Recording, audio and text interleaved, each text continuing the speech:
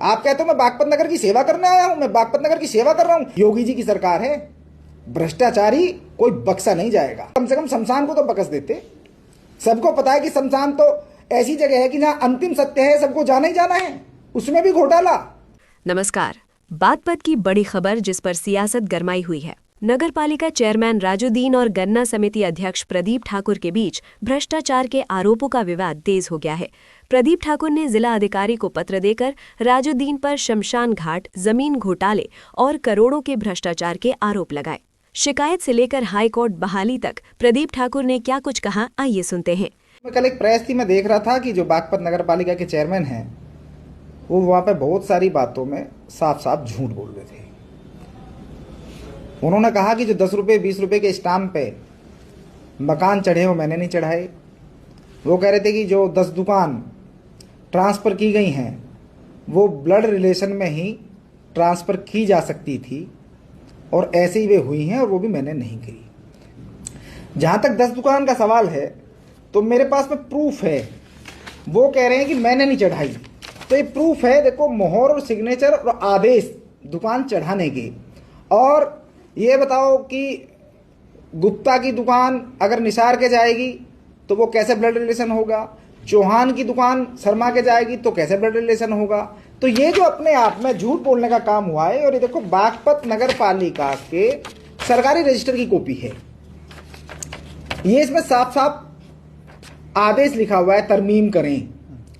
तो मैं समझता हूं कि जिम्मेदार पद पे रहकर इस तरह की बात नहीं बोलनी चाहिए कि मैं झूठ बोल दूं कि भाई मैंने दुकान नहीं चढ़ाई।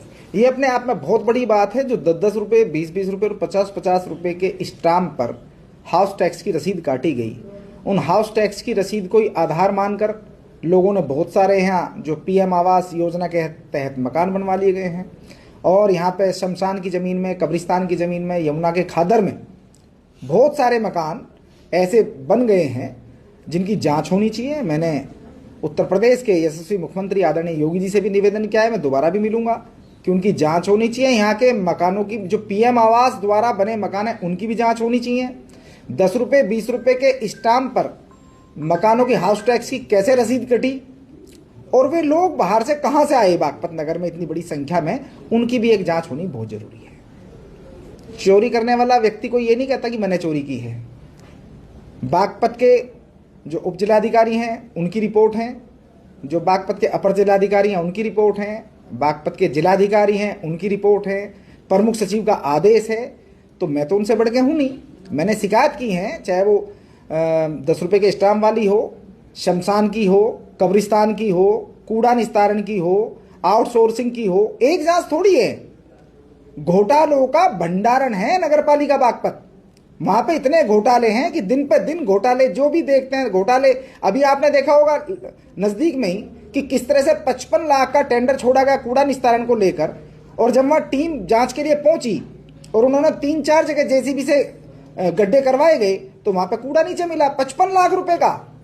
मेरा कहना है कि घोटाला तो है ही है, लेकिन पर्यावरण से भी कितना बड़ा खिलवाड़ है। आप कहते हो मैं बागपत नगर की सेवा करने आया हूं, मैं बागपत नगर की सेवा कर रहा हूं। यहाँ लोगों को बीमारी दोगे, यहाँ का पानी खराब करोगे, यहाँ गंदगी फैलाओगे। यहाँ बागपत नगर में किस तरह गंदगी का हाल है और उसमें तुम 55 लाख रुपए उड़ा के चले गए और ईमानदारी की बात करते हो। तो मैंने केवल इसलिए प्रेस बुलाई थी कि बागपत की जनता और पूरे प्रदेश की जनता को पता लगना चाहिए कि बागपत में हो क्या रहा है।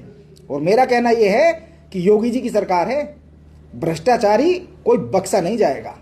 एक एक जितने भी घोटाले हैं, जितने भी घपले हैं, चाहे वो, अरे कम से कम शमशान को तो बख्श देते।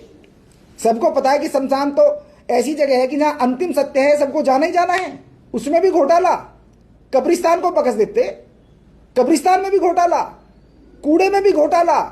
कोई जगह बची या नहीं बची, केवल एक बात कहनी आती है कि मैं तो ईमानदार हूं। अरे कम से कम ईमान की बात कर लो। 64,000 रुपए का कूलर, वाटर कूलर, जिसकी कोटेशन आती है 64,000 रुपए की, और बागपत नगर पालिका उसका बिल कटता है 2,75,000 रुपए का। ये कौन सी ईमानदारी है? 64,000 रुपए का वाटर कूलर और 2,75,000 रुपए की उसकी वहां से लगाया गया, ये कौन सी ईमानदारी है? 55 लाख रुपए सीधे के सीधे कूड़े के नाम पर डकार लिए, ये कौन सी ईमानदारी है? शमशान और कब्रिस्तान नहीं बख्शे, ये कौन सी ईमानदारी है? अभी मुझे लेटेस्ट जानकारी मिली कि एक RC कटी बागपत नगर पालिका से 18,24,000 की, और उस आरसी को वापस मंगवाया गया और उस आरसी को 18,24,000 की आरसी को 18,400 में उसका निस्तारण कर दिया गया। कहां तक बताऊं कितने घोटाले हैं, और अभी तो शुरुआत हुई है, ज्यादा तिल मिलाने की जरूरत नहीं है। मैंने देखा था जिस दिन उनका हटाने का आदेश आया था तो उनकी बात में तिलमिलाहट थी, उनका बात करने का जो तरीका था वो अच्छा नहीं था, वो अभिमान से भरा हुआ था कि गुल्लक रख लो, चुनाव करा लो। लोकतंत्र है, चुनाव तो होते ही हैं, चुनाव आगे भी होंगे, गुल्लक भी रखे जाएंगी, लेकिन इतना परेशान होने की जरूरत नहीं है। व्यक्तिगत हमले नहीं करने चाहिए थे। अगर हम भ्रष्टाचार की शिकायत कर रहे हैं तो भ्रष्टाचार की शिकायत पे अपना जवाब दो, अपनी सफाई पेश करो, लेकिन तिलमिलाहट ठीक नहीं है। जवाब हर चीज का लिया जाएगा। राजुद्दीन ने इसे राजनैतिक साजिश बताया। हाईकोर्ट ने उनके पक्ष में फैसला दिया और वे दोबारा चेयरमैन बन गए। अब दोनों पक्षों के बीच तनाव चरम पर है। सुनिए अध्यक्ष राजुद्दीन ने क्या कुछ कहा। नहीं रही, कभी मेरा शहर जानता है, जनपद भी जानता है। मैंने कभी किसी से मतलब कभी मेरी दुर्भावना से कोई कार्य नहीं किया, दुश्मनी मेरी नहीं रही, मैंने किसी की शिकायतें नहीं की और मैं किसी को गलत भी नहीं बोलता। मैं वकालत के मुझे 36-37 साल वकालत के क्षेत्र में हो गए, फौजदारी का वकील हूँ, लेकिन मैंने अपने केस नहीं लड़े आज तक, अपना मुकदमा नहीं लिखाया, अपने मतलब कोई कंप्लेंट केस भी नहीं किया, FIR भी नहीं कि मेरा वो नेचर है। अब शिकायत करता मेरे शहर का भी नहीं है और लेना देना भी नहीं है। अरे भाई चुनाव लड़ना लड़ ले, मैं कम मना कर रहा है, तो दुनिया लड़े, तू भी लड़ और भी लड़ लो, सबका ये तो जो है जैसे गेम होता है उस तरह लड़ना चाहिए, स्वच्छ राजनीति से, स्वच्छ लोकतंत्र से, सबका अधिकार है, सब लड़ो, कोई मेरा वाद विवाद नहीं है। ठीक है, उन्होंने जो भी भाई, अब वो हाई कोर्ट से बड़े तो है नहीं, हाई कोर्ट ने उसे गलत माना, हाई कोर्ट को गलत माना कि बिल्कुल गलत डिसीजन लिया और गलत जांच करी और गलत आख्या भेजी, सबके बारे में टिप्पणी की हाई कोर्ट ने, तो वो हाई कोर्ट से तो बड़े नहीं है। हाई कोर्ट से मुझे राहत मिली, मैं हाई कोर्ट का भी धन्यवाद करता हूं कि उन्होंने न्याय किया। और बागपत की ये राजनीतिक जंग कब खत्म होगी, अपडेट्स के लिए बने रहें। धन्यवाद।